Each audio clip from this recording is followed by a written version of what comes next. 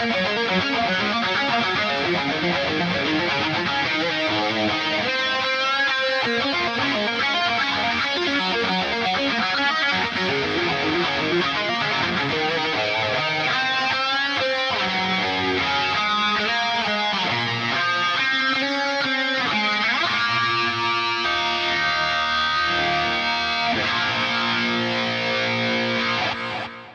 is one seriously awesome way to start a song. Welcome back to Licks of the Beast, I'm Nico, and I thought this intro was really cool when I first heard it, and then when I saw Richie Faulkner play it live, it felt like such a powerful statement that I just had to learn it.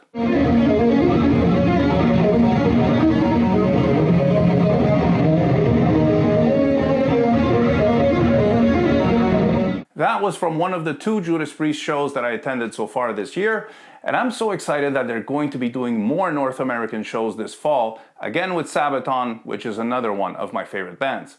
Now, I actually ran into Richie backstage after their set in Kalamazoo, Michigan, and he's such a nice guy. He had just finished playing a killer set, so I'm sure he was exhausted, yet he still took time to chat, and literally the first thing he said to me was some encouraging words about the channel. So, what a gentleman, right? And unfortunately, I don't have any pictures to share with you guys because I was just enjoying the genuine interaction we were having, and it would have felt weird to pull out my phone like I wanted to turn him into a prop or something.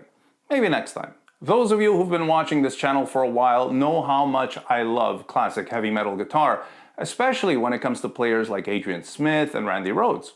Richie Faulkner's playing embodies many of the elements that make those guys so great, but what I think sets him apart as a modern guitar player is that while he obviously comes from that lineage, he has a very distinct style that is unique and highly recognizable. The intro to Crown of Horns is a perfect example of that.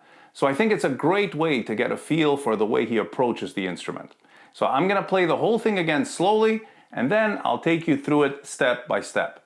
And if you're following along with your guitar, just keep in mind that I'm tuned a half step below standard, just like the original recording.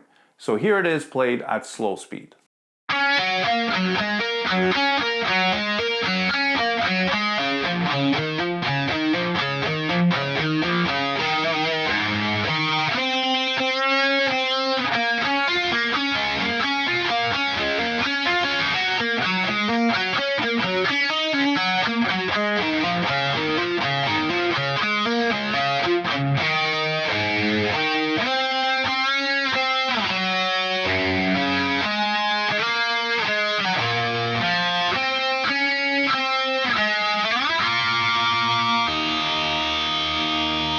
So what Richie's doing here is he's blending picked notes with hammer-ons and pull-offs.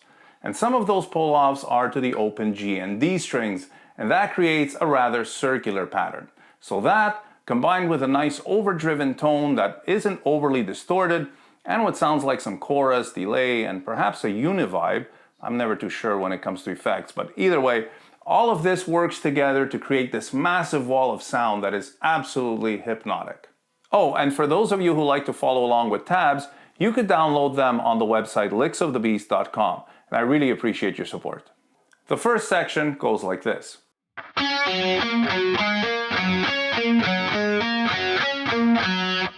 And that implies a G major triad.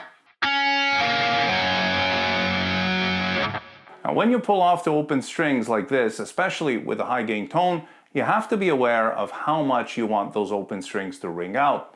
And the way to control that is to keep your fret hand close to the strings and to alternate the pressure you put on the strings with the palm of your picking hand to mute the notes as much or as little as you want. Next, we move down to the D string to this.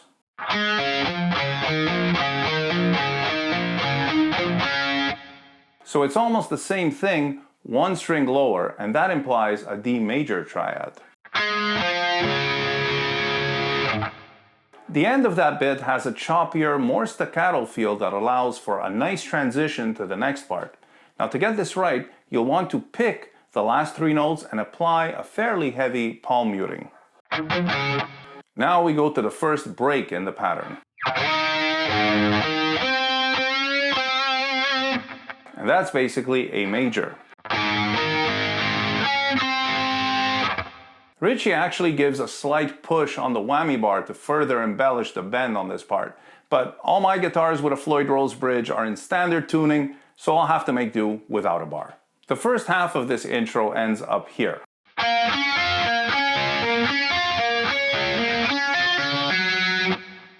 And that would imply B minor.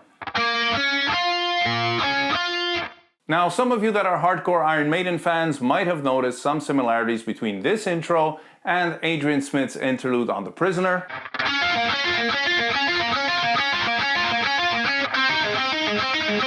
And that little bit in Back in the Village.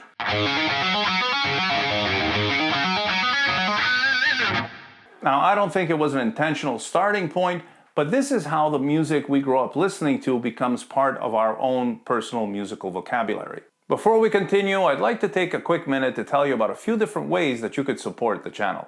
If you're not already subscribed, the first thing you can do is hit the subscribe button and turn on notifications so that you always know when we put out a new video. Likes and comments are also greatly appreciated as they let YouTube know that you are engaging with this channel and that you want to keep seeing videos from Licks of the Beast on your homepage. I always include the list of gear used for each video, and some of those items will have links next to them. If you shop at Sweetwater, you can click one of those links first and I'll get a small commission from that purchase without it costing you anything extra. Finally, you can check out our website licksofthebeast.com, where you can buy some cool merch like this t-shirt with the names of all the guys in Iron Maiden, or this one with the Licks of the Beast logo. You can also download tabs for the tutorial so that you can follow along and book a virtual guitar lesson with me. Your support is so important to the growth and sustainability of the channel. Most of these actions won't cost you anything at all, and of course, they are all hugely appreciated. Now, let's get back to the video. Now we go back to that initial pattern, but it's developed a little bit further, like this.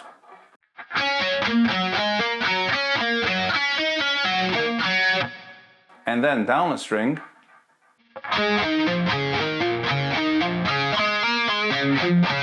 And again, we have those last notes that are picked with heavier palm muting. Now from there, we have a second break, which is also developed further.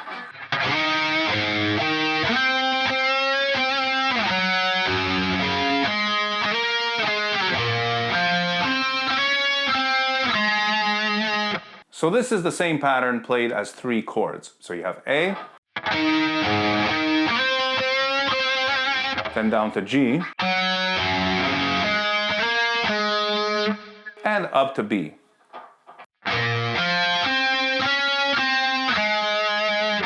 And then it ends beautifully with the slide up to F sharp with the open B and E strings underneath.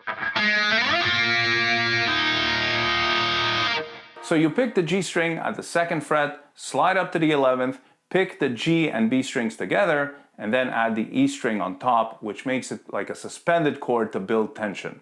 That way, when they all come down on that B chord, it feels massive and it's just so satisfying.